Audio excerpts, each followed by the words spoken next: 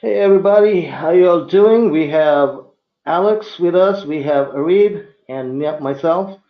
So hello everybody, And we, and and we have Wayne Dorban oh Wayne, live. hello. He's We are here. live.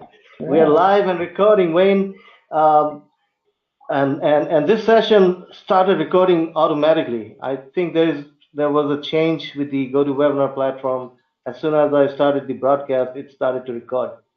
So Oh, we are recording that's cool. and live. All right. Uh, Well, we very cool. All right, Wayne, how are you? And how are you, Alex, and everybody else? Well, I'm I'm good. great. I'm going to let Alex talk here in just a second. I'm excited. This is going to be an amazing series that we have, and we call them series, but it's really a course. Number of weeks, he's going to be teaching us about what he's doing on in his life as it relates to holistic, energy efficient. These are my words: farming and living, and just doing stuff that's, boy, if any of us or all of us can copy just a little bit of it, we're going to make this world a better place. And I just want to do one quick little introduction. I put a little deal out there on an email that some of you may or may not take advantage of. I'm not going to give you any more hint than that. And if you read the email, you know it. And by the way, everybody that's in our community got the email. You might want to look back. I'm not going to say anything more about it because it's a little bit of a special prize for some of you.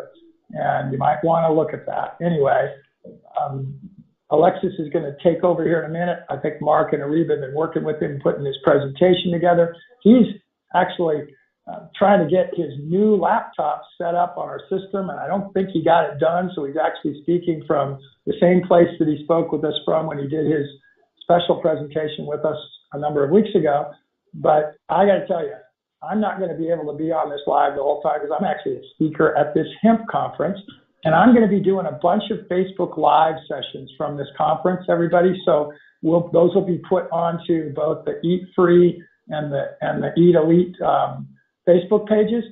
And this is the largest hemp conference in the world. And if you can think of somebody who's an expert in cannabis, they're probably here. And if you'd like me to meet with somebody, you might just put something in the chat or send me an email. And over the next couple of days, I'll try to see if I can get with them and ask them your question. And over the next couple of days, I'll try to see if I can get with them and ask them your question. So I'm going to turn this over to Alexis and Mark and Arif, and just thank you guys so much. And more than anything, thank Alexis for taking his time. It is not easy, everybody, to put these series and these courses together. For every hour that Alexis is online live, my guess is he's put 20 or 30 hours into getting prepped for it. And I don't mean just specifically, but maybe even hundreds of hours as it relates to the topic, because he's an expert. And we don't let anybody talk on our network that isn't an expert, and Alexis certainly is. So with no further ado, here is Mark and Alexis and Arib. Pleased to be here. So should I begin with the presentation? Yes, Alexis, I think it's a good time to start begin with the presentation. And everybody already know you from the previous presentation that you did. That was awesome.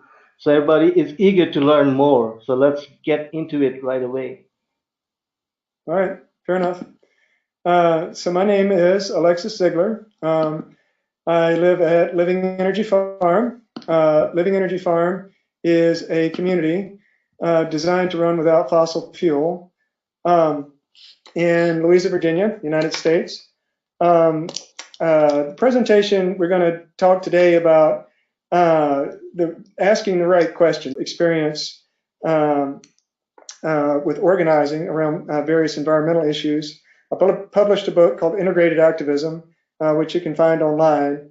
I see my role as an organizer and to basically to speaking the hard truths. I think a lot of people out there, well, they make their own choices, but they often make compromises to say what's easy instead of saying what's true. I see my role as to saying what I understand to be true. So maybe that makes it more difficult in some ways. It's harder to win friends that way. But in any case, I think it's really important because we are facing a climate crisis. That's really one piece of a bigger set of issues surrounding the fact that human beings, our population has grown, our environmental impact has grown tremendously, and we're having enormous impacts on the planet around us with species extinction, climate change, food issues, social equality. To me, it's all one big picture. And I think we can address these issues.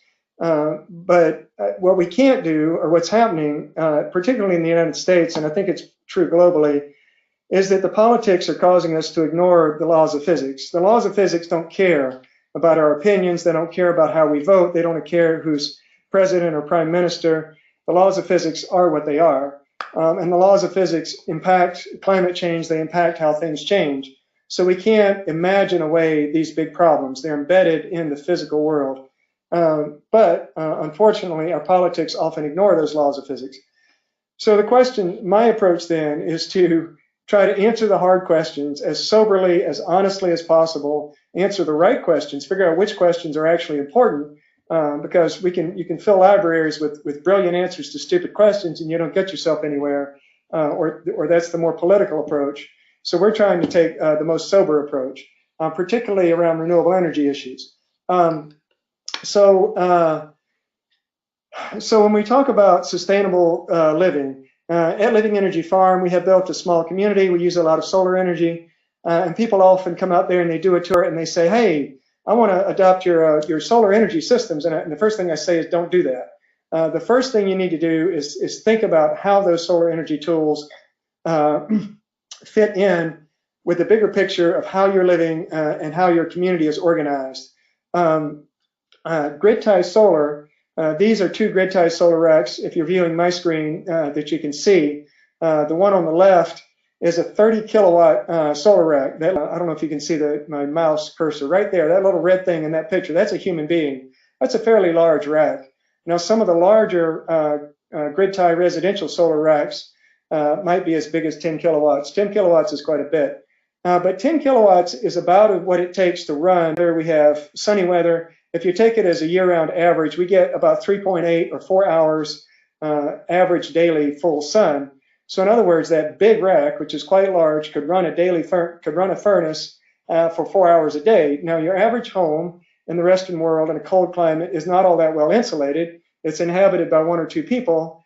If you only ran your furnace for 4 hours and then left it off for 20 hours, your house would probably reach life-threatening temperatures in the depths of winter. So the grid-tie solar by itself, it's only good for when the sun's out. Now, Sierra Club, environmental organizations, they may be well-intentioned, but they're playing this game of trying to replace political ambitions with the laws of physics. You can't do that. They're encouraging people to build all-electric homes as if we could take that 10 kilowatt rack. Well, if we want you to run a furnace around the clock, or even halfway around the clock, you'd have to build, 3 or 4 more of those. But then you've got a cloudy day. You only get about 10% output out of a photovoltaic panel in cloudy weather. You're looking at maybe 30 of these 10 kilowatt racks to keep one home warm. Then you've got many thousands of dollars in electrical storage. So the idea of the all-electric home powered with renewable energy is really egregiously disconnected from the laws of physics, from the real world. And that's unfortunate, because what's happening is, because of these political aspirations of various environmental groups, a lot of smart people are making stupid decisions. And when smart people do that, it's not an accident. It's really political ambition that leads us in that direction. I think what's happening is we're dealing with an addiction model, that our food system, our energy systems, a lot of these things, we've gotten addicted to them. They're very powerful. They're very comforting. George W. Bush, some of you may remember, the conservative president from the United States, made the comment that we are addicted to oil. And this is a Texas oil man making that comment. So if you're talking about taking grid-tie electricity, now that picture on the lower right on this same page, that's just an ordinary house with some PV panels added to it. didn't add any insulation, didn't change out any of the appliances, didn't move in any more people or change how the house is used, just put some grid tie solar panels on the roof. Well, if you're looking at it from an addiction model, you're talking about just giving more beer to an alcoholic. We're already addicted to energy. The environmental footprint of solar panels is quite high. So you can't beat an addiction. You can't beat alcoholism by adding more alcohol. You've got to take a different approach. So what we're trying to do is figuring out how to take that different approach. And if I can get my computer to cooperate here, come on, computer, give me the next page. There we go. We'll do it that way. When you take an argument to its extreme, it becomes more apparent. This veggie oil-powered Hummer seems to make it into a lot of my presentations. Why do we focus on renewable energy so much? Why do we focus on energy production? Here we have the hydrogen and veggie oil-powered stretch Hummer. Now, stretch Hummer is obviously a fairly absurd vehicle. Only the rich, quite a wealthy person could afford that or afford to power it. But somehow the person who owned that Hummer had the idea that they could put veggie oil in the engine and morally purify it. We do that specifically because the focus on the windmill on the mountaintop, the solar panels on the roof, the veggie oil stretch Hummer, it allows us to ignore the consumerist society. It allows us to ignore the fact that economic growth is itself a huge, unstoppable, ecologically destructive practice. In the United States in particular, employment, keeping the entire economy running requires an enormous amount of consumerist behavior. People have to shop, shop, shop, and keep shopping. And by focusing on so-called renewable energy production, we can ignore that fact. There's been several books written about this question. Ozzie Zenner, Green Illusions is a great book. Ted Trainer, based out of Australia, he's written several books. Renewable Energy Cannot Sustain a Consumer Society. And of course, my book, Integrated Activism, is not about renewable energy specifically, but puts renewable energy in the broader context of human cultural evolution.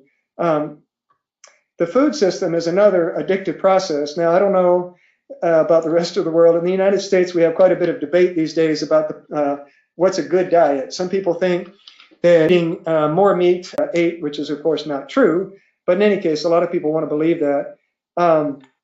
If you want to know, if you look at the record of hunter-gatherers, humans are the consummate omnivores. And given that acorns don't run away from you and squirrels do, we've always eaten more plants. They don't run away from you. But at a very basic level, the American diet, Lester Brown generated this number.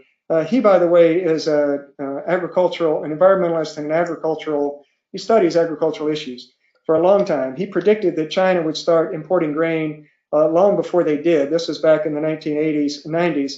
And the Chinese government, by the way, got very angry at him when he came out with this prediction. But he's looked at agricultural issues for a long, long time. And he pointed out that if everybody in the world started eating like Americans do, basically eating a meat-based diet, a grass-fed beef or grain-fed beef, only about 2.5 billion people could survive on that diet. It basically means the other 5 billion people on the planet would just have to go away. There's no food for them if everybody tries to eat the way Americans do. On the roof, putting biofuel in your oversized car, as long as you're focusing on the production side of the question, you don't have to focus on the social equality side of the question or the real environmental impacts of your own behavior. So that's the wrong set of questions to ask.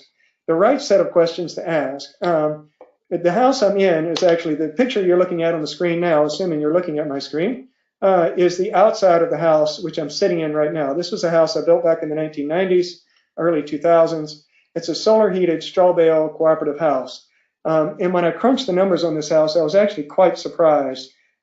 People living in this house use 9% as much energy as the average American, 9% residential energy. That doesn't count what they do outside of the house.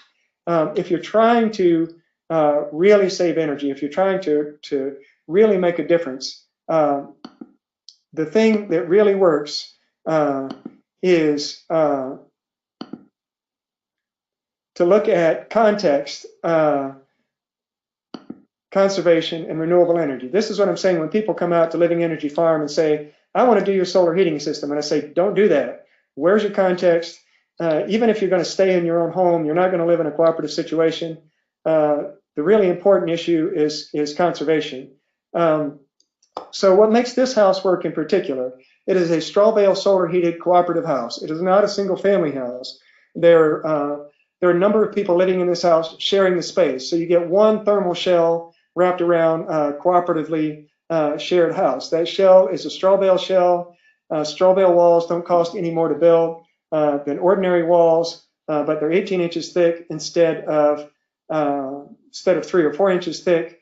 So the context is, where is the thing that you're building? How does it relate to the things that you need to use? If you have a house on a mountaintop and you're driving an hour to go pick your kids up from school, if you're driving another hour to go shopping, it's the wrong thing in the wrong place. The second big issue is conservation. $1 spent on conservation is going to save you $100 spent on renewable energy production.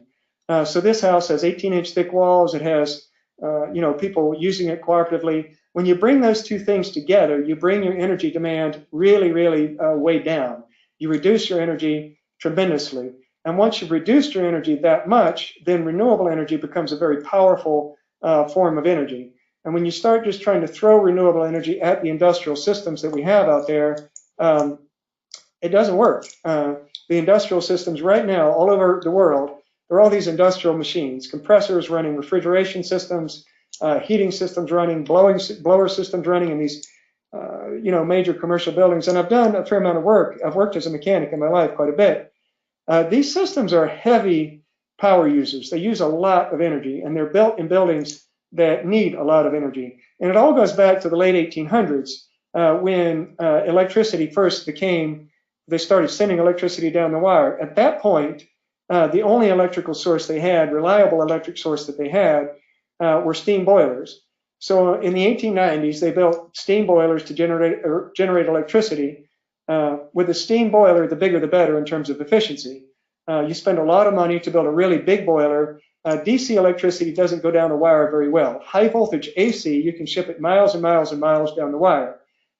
So based on that history of how the technologies came to us, we developed a centralized electrical generation system based on high voltage AC power going down a wire.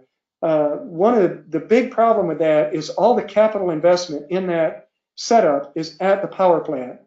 So you've got these big expensive generators, you've got all this crazy expensive equipment, and then you've got thousands or millions of users, and each one of those users is contributing a little bit in terms of paying for that system.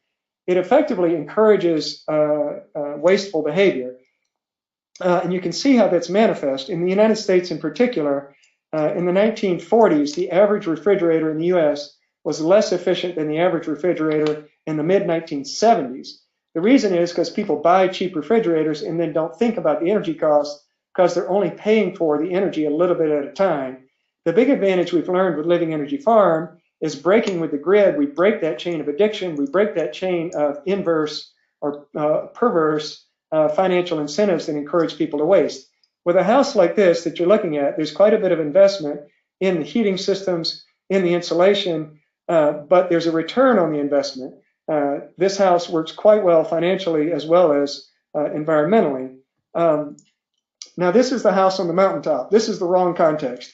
We're going to assume this is a single-family house. I don't actually know whose house it is. It's just a picture I got off the web. But, of course, most people look at that house and say, wow, it'd be great to live in that house. And then we add some solar panels to the roof and we can feel better about it. Why do we so persistently get the context wrong? Why do so many smart people get that wrong? What happens, because we don't want to answer hard questions, is we write them off to human nature. This whole question of why there has been so much population growth, why we have a runaway industrial growth, we just write it off to human nature. Humans, they just breed. Humans, we're just selfish. Anybody who studied any anthropological history knows that that's just not true. Most humans throughout most of history have not been selfish. Most humans throughout most of history have worked for the good of the group. This is how we evolved as intelligent social beings in cooperative groups where we could interact with each other, we could judge each other's moral standing. This is what created us. Human civilization, as it's organized now, we've made the choice to build empires, and that's exactly what it is. What hiding behind human nature and hiding behind all these false solutions around adding renewable energy to our runaway systems, it allows us to escape from the fact that we're making choices, and we could make other choices. If we just say these things are natural, they're unavoidable, then we don't have to make a choice. If we say we're making choices and those choices are having tremendously destructive impacts on people in other parts of the world or on people who are going to live in the future, then there becomes some moral obligation to make different choices. So that's the reason we get this context so wrong, is we don't want to face the fact that we have choices and that we can make those choices. We can make very different choices. So let's look at some more places where renewable energy works pretty well. This is Twin Oaks community in Virginia. It is the largest secular income sharing community in the United States. They do not focus specifically on renewable energy, but they have a really fantastic context. They have 100 people living on one piece of land. They built an economy that is largely self-enclosed. In other words, nobody has to get into a car to drive to work. This building, I helped them build this building back in the 1990s.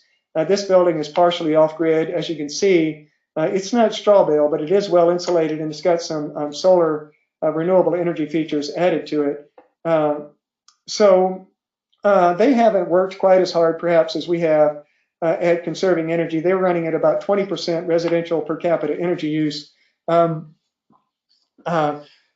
20% is not bad. I mean, most of our environmental groups are saying we need to save 50% in 50 years. So to have these kind of numbers now at a moderate cost is really quite remarkable.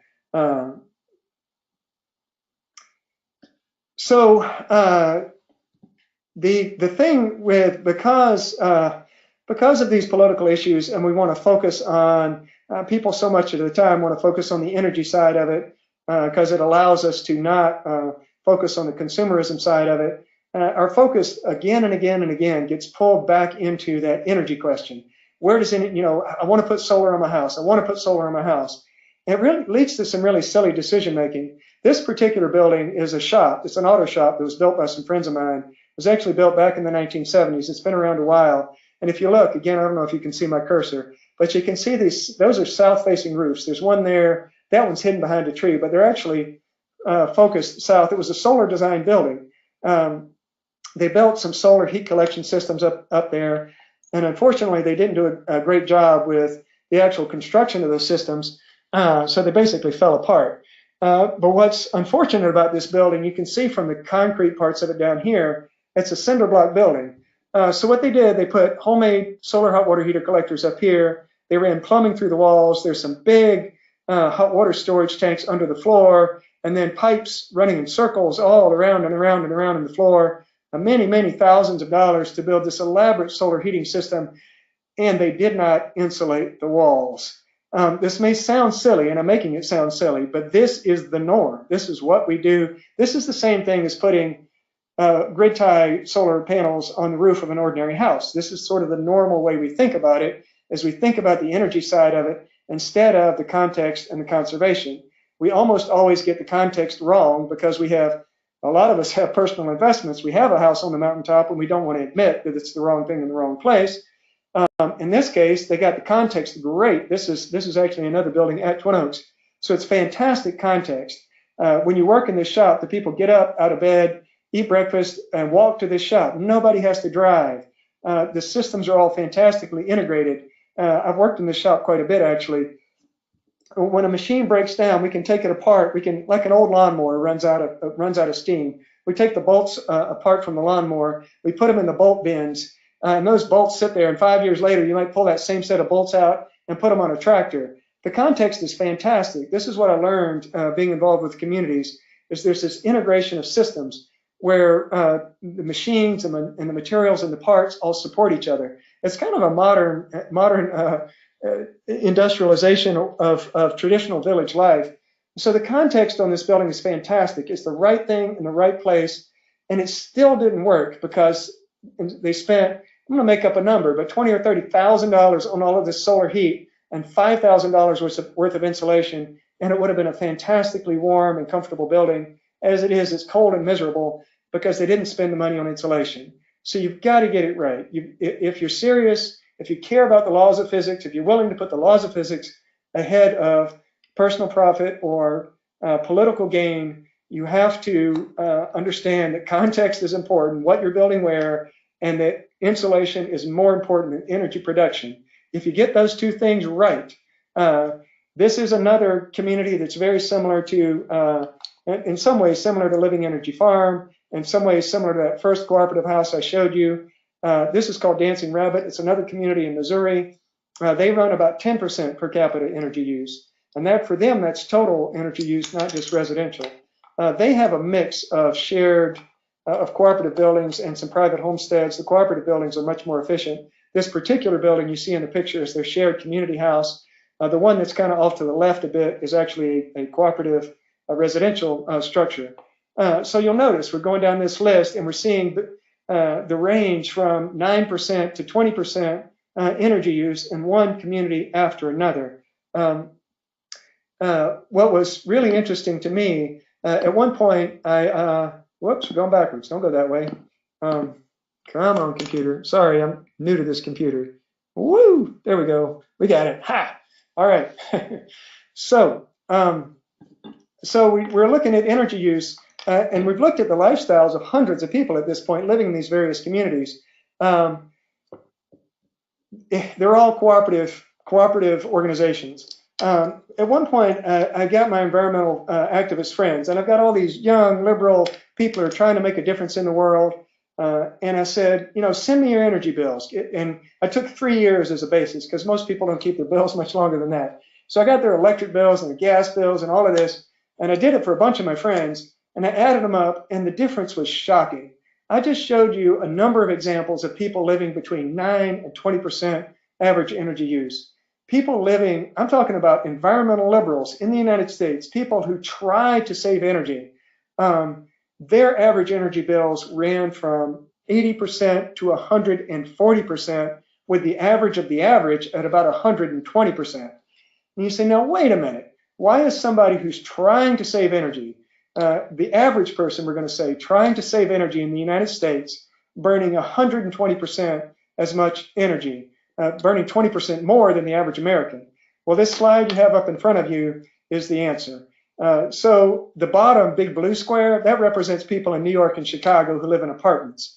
The American dream is a freestanding home. I was just in Richmond, Virginia the other day doing a television show, oddly enough, and driving down the street, there's all these big houses, and there's literally only a foot between the houses. These are houses in the city, and all they have to do is close in that foot, make the houses into structures that share a wall, and you would reduce. In this case, you take those 4 squares and make it into a big square. And again, this is simple geometry, simply the laws of physics. You reduce the exterior wall area by 50%. Now, if you can, now in a climate where you're having to heat the building or cool the building, we live in a climate that gets both hot in the summer and cold in the winter. You're talking about a 50% reduction in the amount of air of heat loss area going out of those walls just by the way things are laid out. And this is the reason your average American environmentalist is running above average in terms of energy consumption. All right, now let's talk about Living Energy Farm in particular. This is a picture of our main central structures. We tried thinking to maximize the advantages of context and conservation, and then to try to see, all right, if we can do this really, really well, can we live on nothing but renewable energy, and can we do it at a modest level? There's a lot of so-called carbon neutral homes out there built by rich people that are not really carbon neutral. They're the depreciation, if you want to call it that, or the resources that go into building really big, spacious homes have an environmental footprint that stretches out for decades and centuries. We're trying to be realistic about this.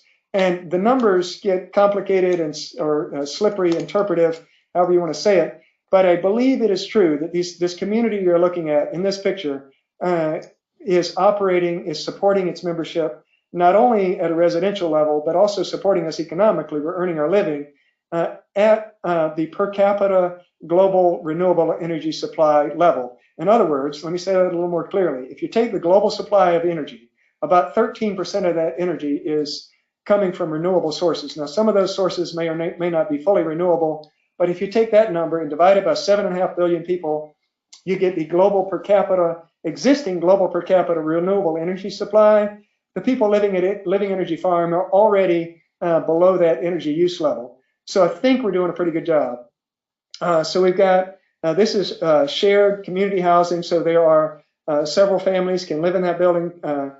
Right now we have 2 families as well as a host of interns, and we bring in students and whatnot. So you've got one thermal shell wrapped around a number of it's as if you put several houses together. It's a straw bale building, so we have 18-inch thick walls.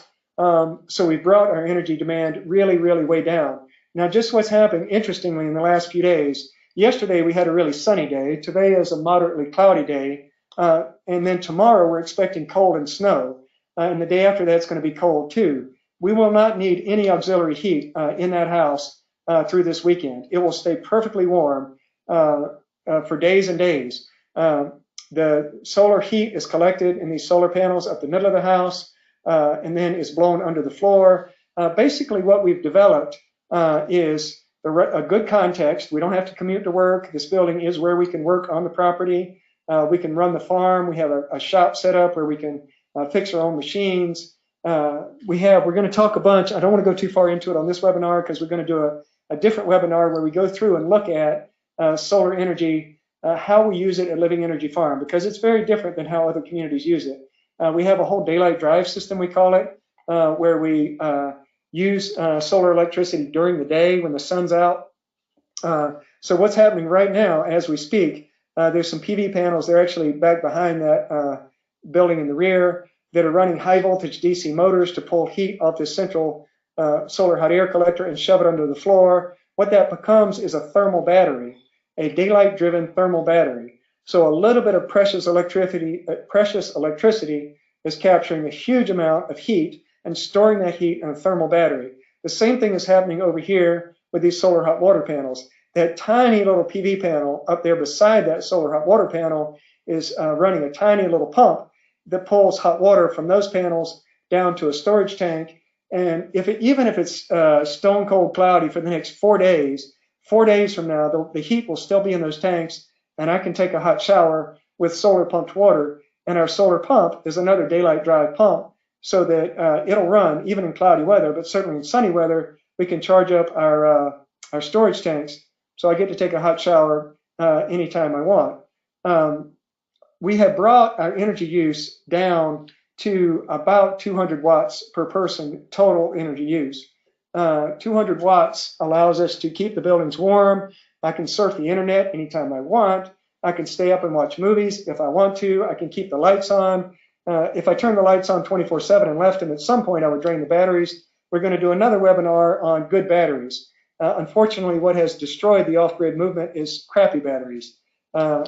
What we have at Living Energy Farm are good batteries. They're called nickel iron. We're going to do a whole webinar just on batteries. But I can take a hot shower. I can drink cold lemonade. I could drink cold beer if I wanted to, except I don't like beer. We earn our living. We run a farm. We process seeds from that farm. We have seed blowers and dryers, different kind of commercial scale equipment that we run to process our seeds, to earn our living, all on about 200 watts per person, because we worked really hard to tie these renewable energy systems together to do really good insulation so we don't need as much energy, and then we can meet our energy demands with a modest amount of energy. Now, what this picture is the exact same thing you were looking at before, except it's the satellite view. And I got this picture so you could see how tightly all of this stuff is tied together. So this, if you can see my cursor, now that is actually our biggest solar rack. It's 6 photovoltaic panels, and then there's 2 more right up here. So we have 8 panels in total, and that runs the whole system. And each one of these systems is independent. The high voltage panels are the 6 panels together back there. This is a separate little electrical system there, a separate electrical system.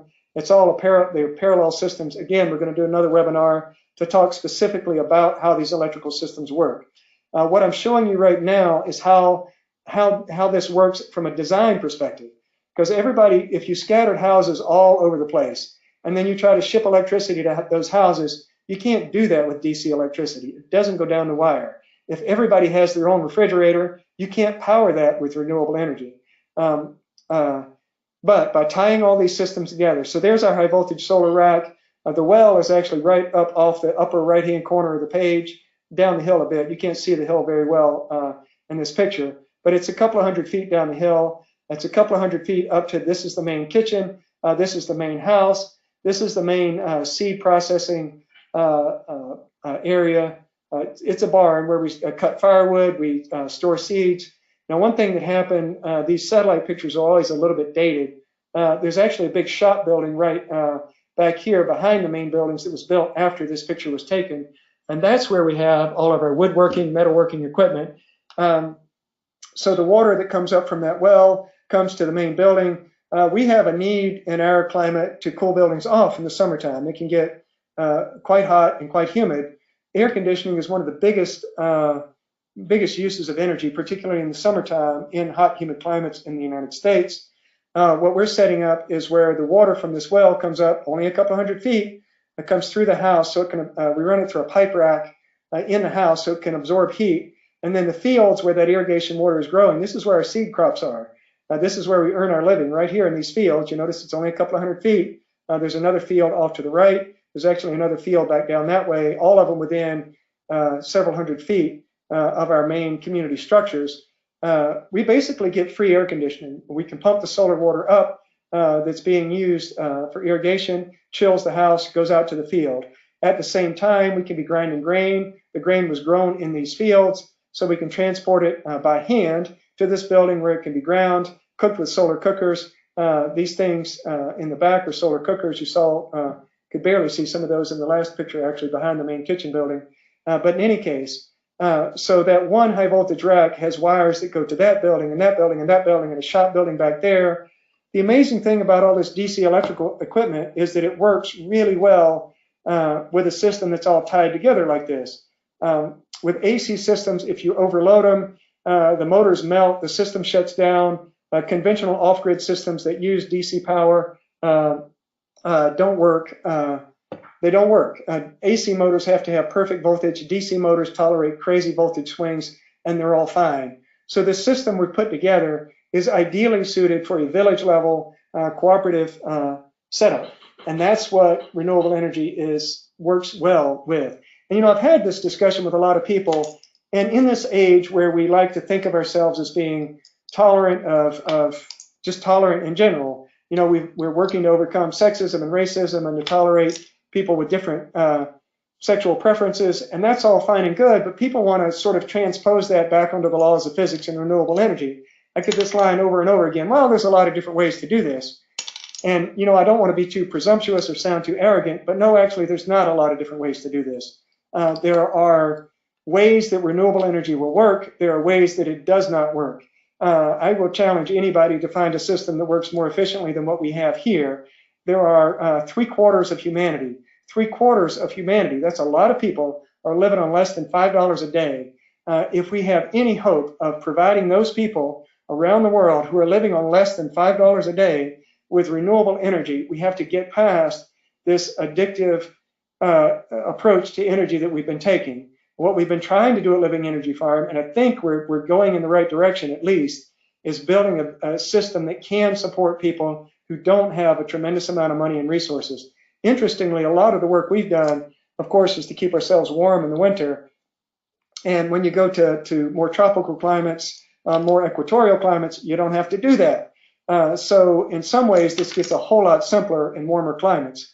And in fact, I think that's where we're going next. We've been trying to export our model to around the United States, but we have what I call the fried chicken problem, that you can provide healthy homegrown food and healthy homegrown vegetables, and that's the healthiest diet a person can eat. And if what they want is fried chicken and pizza, they're not interested in the homegrown food. Well, the same is true with energy. What we have at Living Energy Farm, I can take a hot shower 24/7. I can surf the net. I can drink, like I said, cold lemonade, cold beer. My house stays warm in the wintertime, and it does it automatically. Those blowers just run. I don't have to do anything. I don't have to shovel firewood. It stays cool in the summer. Solar-powered air conditioning that runs for free, basically, just for the cost of laying in the pipe in the house, which is pretty cheap.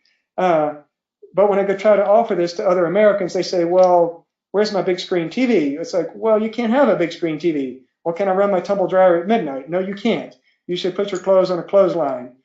So basically, we're trading off addiction and privilege for the next generation. We're cannibalizing the next generation in order to hold on to our addictions and our privilege in the current context. And of course, the corporations that are making money off of this, they're the ones who are helping support that, helping support our addictions. I want to talk for a few minutes about how our understanding of energy got so messed up, because it's deeply embedded in the physical sciences and in the social sciences, just a really upside down view of energy. I highly recommend a book published back in the 1970s, I believe, by Richard Wilkinson, called Poverty and Progress. Fantastic book. He was a British economist. He's elderly by now. I don't know if he's still alive. I communicated with him many years ago. In any case, what this book outlines is a history of the development of technology, of technological change, and energy and food, all of these issues, but specifically how the technologies themselves changed. What we think, the myth that we have created, because we want to think of ourselves as being smart, we want to think of ourselves as being the products of tremendous decades and centuries of progress. This thing of progress, of course, there's racial component to that progress too. White people like to think of themselves as being the pinnacle of this brilliant industrial progress that has transformed the world. The reality is that technological change has always historically been a response to depletion. Another interesting author you can look at, Mark Nathan Cohen, has looked at the history of human health. The peak of human health globally was about 30,000 years ago. Hunter-gatherers, before the rise of civilization, were pretty happy and pretty healthy.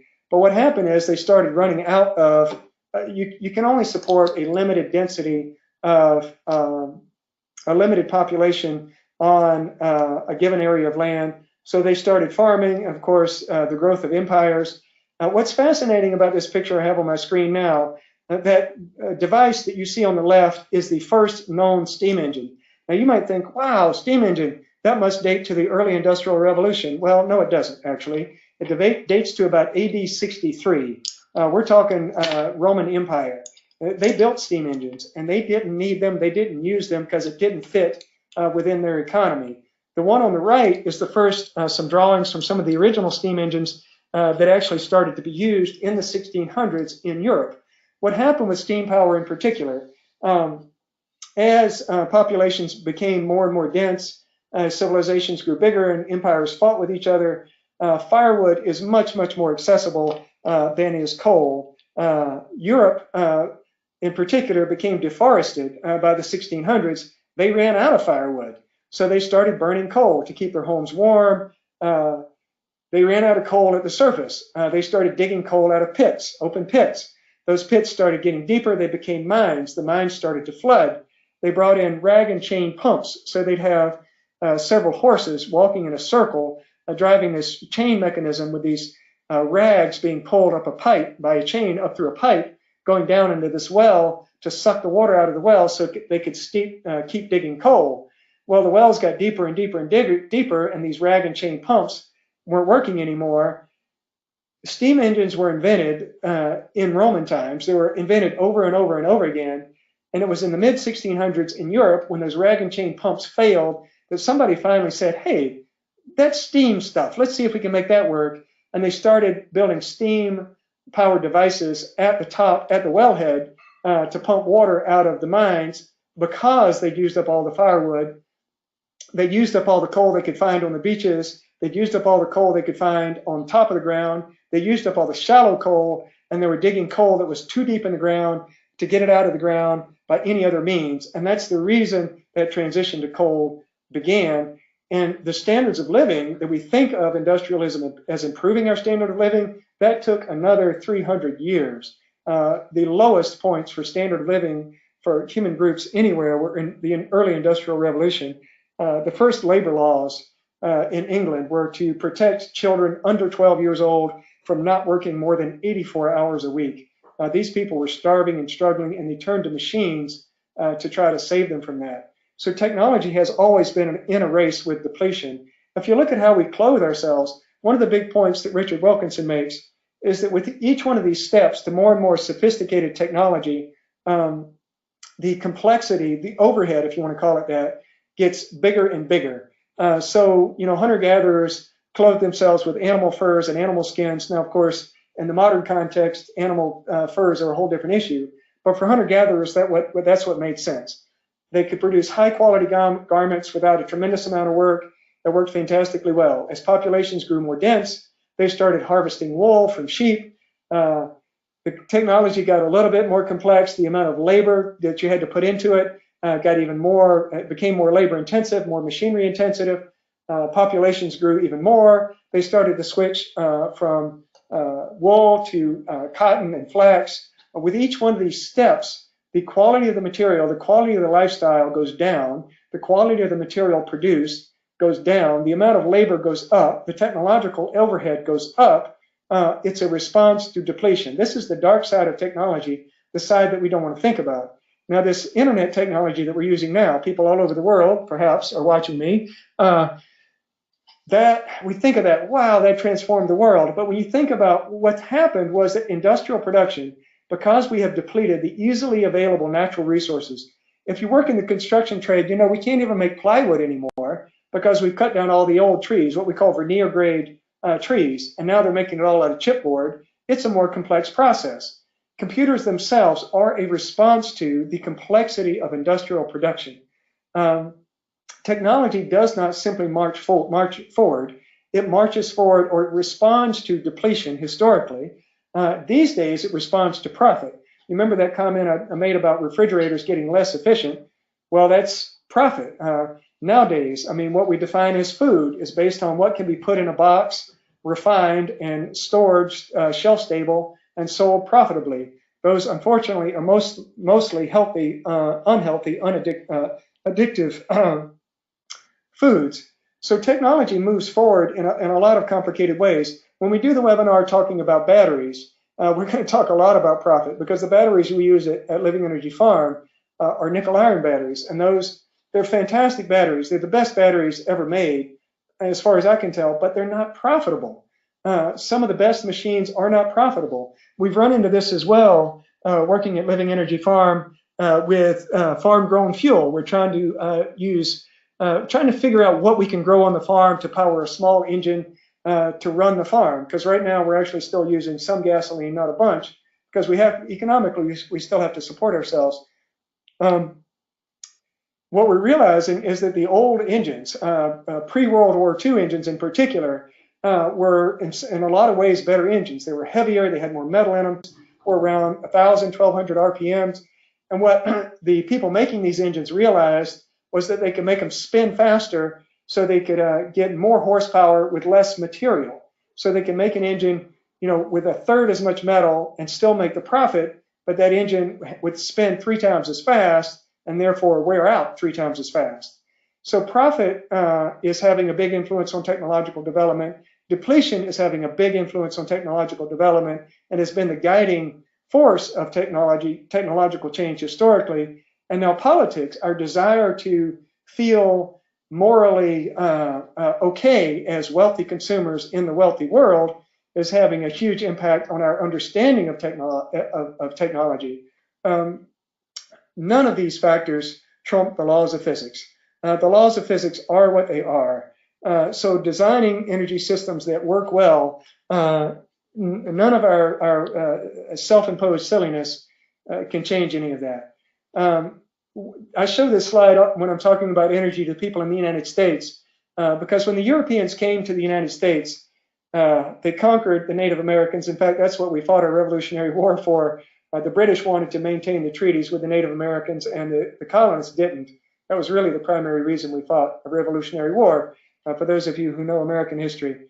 But in any case, the Europeans conquered this whole continent and thought of it as a continent that was wide open to use, to exploitation.